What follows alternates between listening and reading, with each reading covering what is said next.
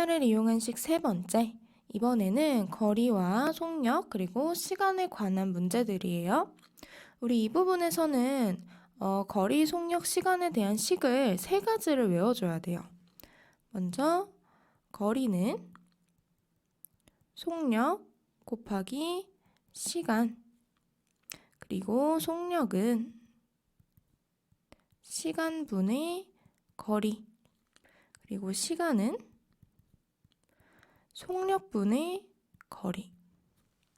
이 세 가지 식을 모두 외워줘야 문제를 풀 수가 있어요. 기본적인 식을 모르면 문제를 풀 수 없겠죠. 그리고 이 유형은 앞으로 중등수학에서 굉장히 많이 만날 거예요. 정말 많이 나올 거예요. 그래서 꼭 이 세 가지 식은 지금 처음 배울 때 모두 꼭 외우도록 해요. 외우는 방법. 먼저 이렇게 동그라미를 그린 다음에 얘를 반으로 나눠요. 그 다음에 밑에 있는 반원을 또 나눠. 그 다음에 거리, 속력, 시간 순으로 이렇게 빈칸을 채울 거예요. 그 다음에 우리 밑에 부분은 같은 줄에 있잖아요. 같은 줄.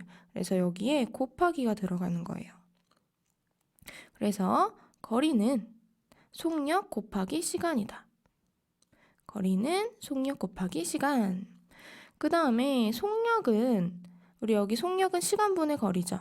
속력은 우리 여기서 시간 밑에 있는 건 분모, 위에 있는 건 분자잖아요. 요렇게 분모, 분자. 속력은 시간분의 거리. 반대로 시간은 속력분의 거리죠. 속력이 분모, 거리가 분자예요. 그래서 시간은 요렇게 속력분의 거리. 이렇게 그림으로 외우면 조금 더 외우기 쉬울 거예요. 그러면 식 세 가지 이용해서 문제 몇 가지 풀어볼게요. 연습 문제. 다음을 문자를 사용한 식으로 나타내어라. 시속 60km의 속력으로 X시간 동안 달린 거리. 그러면 우리 아까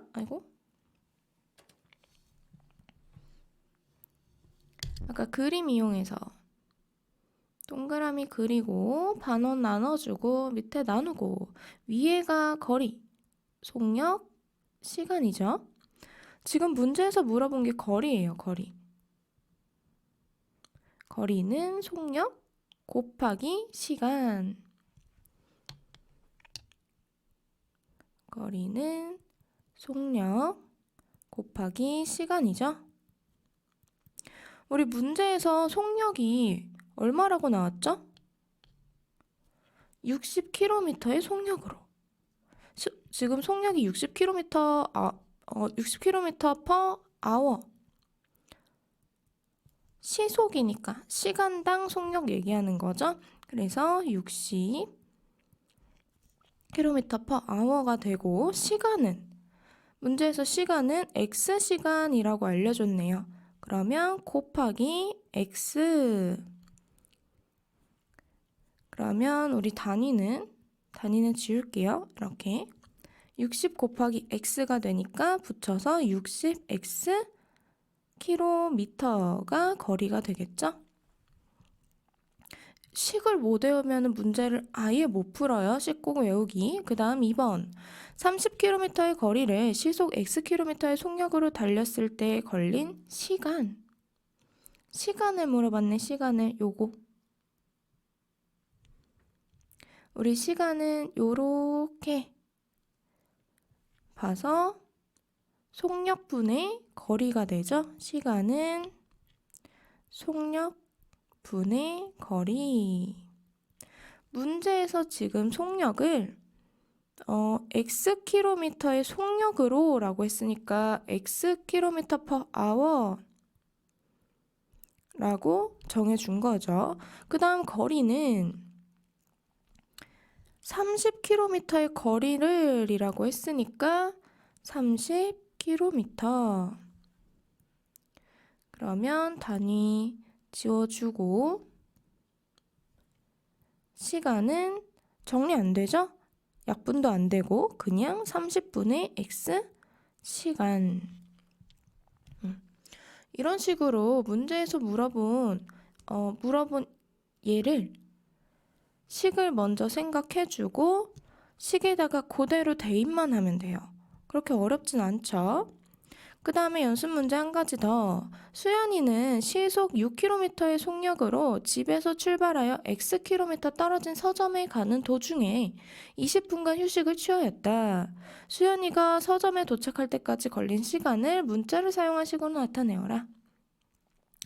여기서는 제일 중요한 거, 그림 그려서 생각하기. 문제를 그냥 이렇게 글로만 보면 정확하게 파악을 못하고 완벽하게 이해를 못해요.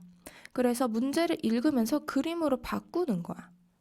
예를 들어서 수연이가 집에 있었는데 집에서 출발해서 Xkm 떨어진 서점에 간다. 이 거리가 Xkm죠. 그 다음에 시속 6km의 속력으로 라고 했으니까 가는데 시속은 6km. 그리고 중간에 어딘지 모르겠지만 중간에 20분간 휴식을 했다. 이런 식으로 간단하게라도 그림으로 바꿔놓고 문제를 파악을 해야 돼요. 안 그러면 정확하게 이해를 못해, 문제를. 그림 꼭 그리기. 그러면 수연이가 서점에 도착할 때까지 걸린 시간을 문자를 사용한 식으로 나타내어라. 한번 해볼게요. 시간을 물어봤죠, 지금? 시간은 거리, 속력, 시간이니까 요렇게 시간은 속력분의 거리.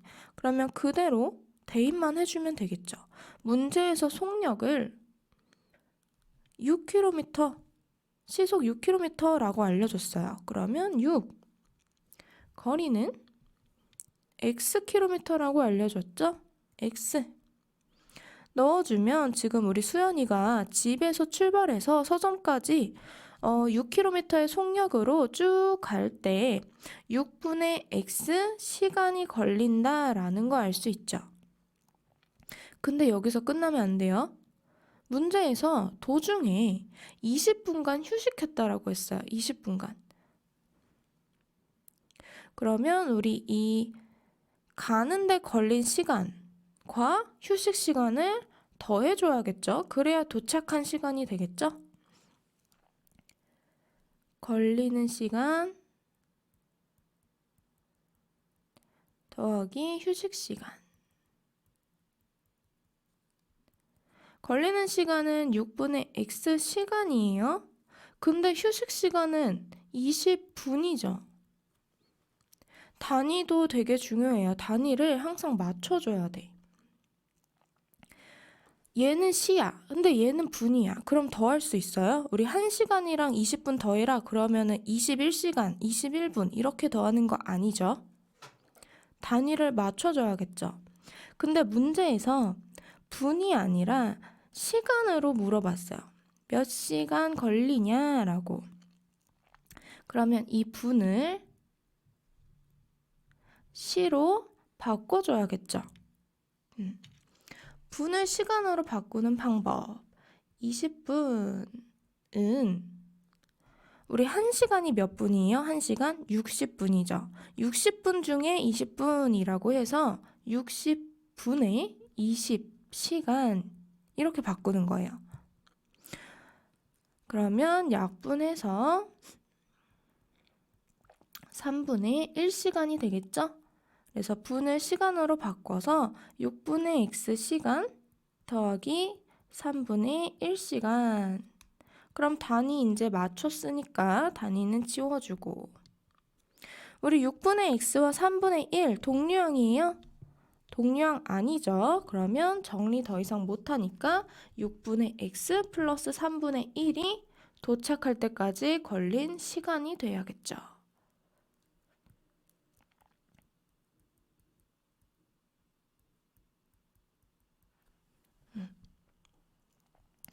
우리 거속 씨는 앞으로 정말 많이 나올 거예요.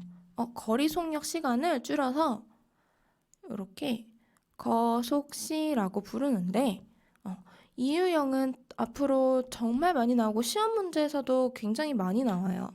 그래서 이 세 가지씩 꼭 외우고 그림으로 외워주면 좀 더 편하겠죠? 세 가지씩 꼭 외우고 그 다음에 이렇게 긴 문제를 풀 때는 뭐 그려라? 그림 그려서 간단하게 이렇게 그려서 문제를 정확하게 파악을 하고 이해를 하고 그 다음에 문제를 풀어줘야 돼요.